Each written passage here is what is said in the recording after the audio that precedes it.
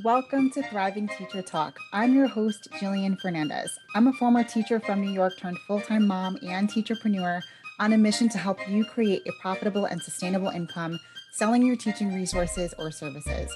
I'm here to make your life easier by giving you the best advice, trainings, and mindset shifts to grow your business, and most importantly, save you time and sanity.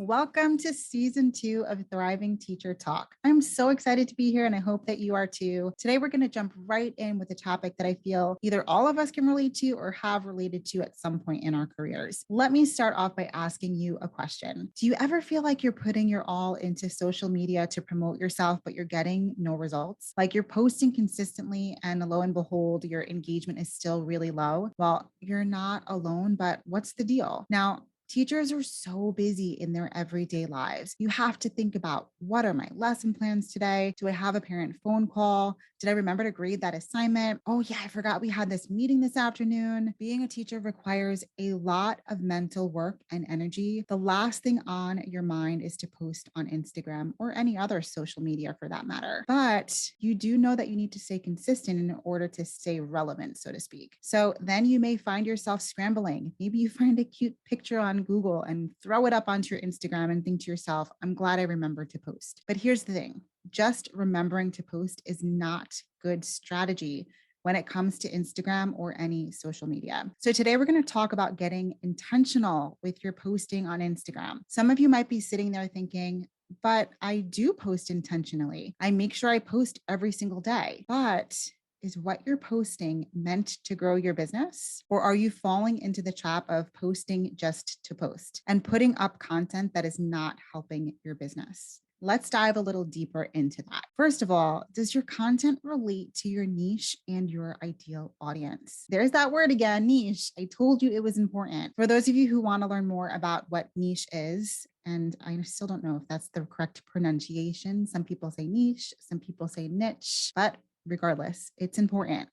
But go back to season 1 and watch or listen to episode 6. There you'll find tons of information on what niche is, how to find your niche, and why finding it is so important. As a quick recap, your niche is your expertise or what you focus the majority of your attention on. It's what lights you up and what you look forward to talking about each and every day. It's basically what others would call you an expert in. So I want you to truly think about this question. What is your niche and your ideal audience?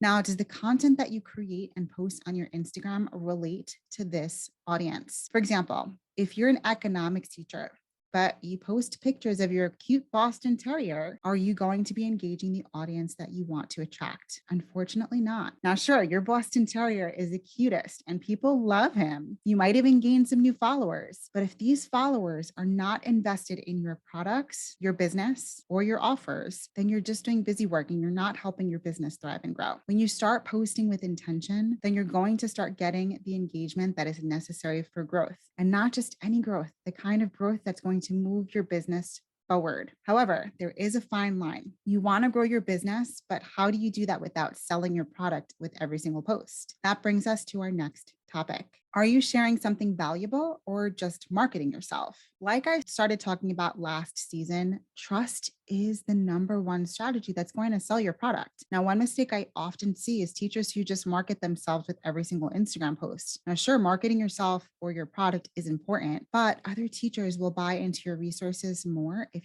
they feel like they have a genuine connection with you. But how can you build trust through an online platform? So here is where connections and engagement is key. Yes, it's all about engaging with your audience and connecting with them. There are other types of posts than sales posts that you can make to build your target audience and develop relationships with these teachers. The number one tip I can give you is not only to just share about what you're selling, but to also share something that can solve a problem or fill a need with your ideal customer. Show your audience that you understand some of their problems that they're going through and that you're there for them. So some other ideas on how to make your page informational and valuable are by making tutorials or reels showing one of your resources resources and how it works and why it's so valuable. You can share tips on a specific topic that you know your audience is struggling with and show them how valuable you are and how you can fix their problem. You can post stories that include polls, asking your followers for their opinion, because when people feel like their opinion is valid, it helps them to trust you more as well. Sharing when you have a rough day or just need a little bit of motivation and inspiration to get through the week, or telling relatable stories about how specific resources you've created have transformed your teaching or your students' learning. All of these little things build relationships and, most importantly, trust. So when telling your followers about the products that you're selling, they're going to want to invest in them because they trust that this will help them succeed. It no longer feels salesy or icky because it's just a part of everyday conversation and it's making a difference.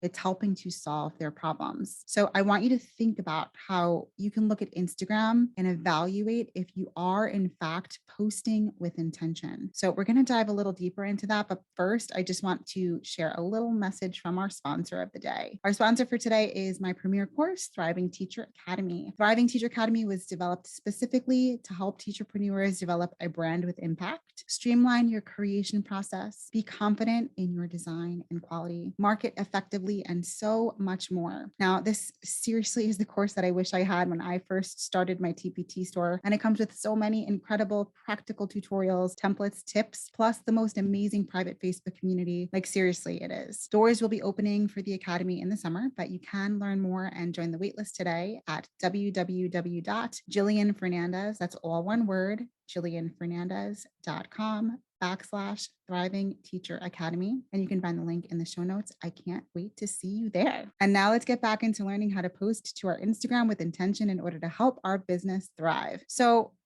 we're here asking ourselves, do I post with intention? Now that we know why it's important to post with intention and a couple of ideas on how to post with intention, it's time to take a look at our own Instagrams and make sure it's set up so our ideal audiences are drawn to our page. So here we go. First, I want to ask you, how many times this week did you create an opportunity to market yourself in a way that doesn't ask for a sale? We talked about this a little earlier in the episode, but it is so important that I want to reiterate. You need to find ways to sell your talents without necessarily selling your product. Think about resources that you use that really help you out in your everyday classroom experiences and share those real life experiences with your audience. Really, anything that gets your audience to buy into how important your product is. Your work and your words speak for itself, with the occasional post that's meant just to sell. Another great way to market yourself is to just give a small bit of what you sell away. I know this sounds a little bit scary as a teacherpreneur, like, why would I want to give away samples of my work? So let me try to use an example that you might relate to. Have you ever gone to the mall and walked into a food court? You take a deep breath, you smell all the amazing scents, and suddenly you feel overwhelmed with the thought of what you want to eat. So what do? Well, if you're like me, you start to walk around and you take some of those free samples. Then the moment happens that you take a bite of the sample that you think, oh, this is exactly what I want. So you get in line and you buy that product. The same thought goes in with giving a resource to your audience. Another teacher is trying to find ways to solve a problem in their classroom, and then they remember your posts because we post with intention and we capture our audience's attention. They see your free resource and they decide to give it a try. And sure enough, it works. Now that teacher is more inclined to purchase more of your resources because they know that you can fix a problem that they have. Second, how is your profile set up? Is it set up to humanize your brand?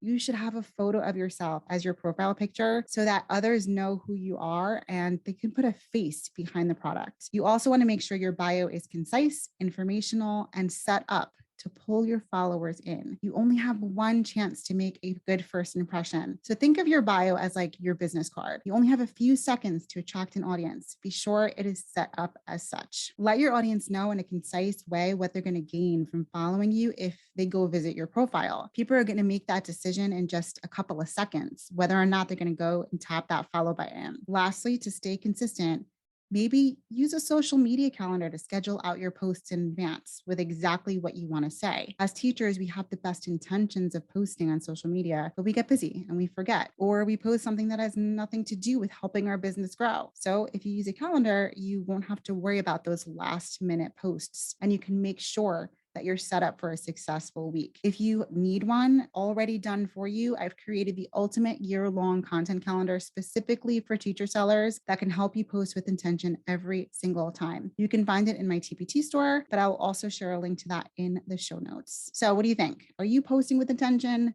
Do you feel like you could make some changes? Come let us know your thoughts on today's episode and tell us one way that you're going to be posting with intention this week in our free Thriving Teacher Facebook group. You can find that link in the show notes as always. I can't wait to chat with you the next time we are continuing to prioritize our growth. If you loved this episode, be sure to subscribe so you can catch all new episodes, leave a review if something resonated, or even just send me a DM. Thank you for letting me into your business and your life today. We are going to love growing together as you create a profitable and sustainable income selling your teaching resources or services. I'm so honored to be here to make your life a little bit easier with the best advice, training, and mindset shifts to grow your business, and most importantly, save you time and sanity. And I will see you in the next one.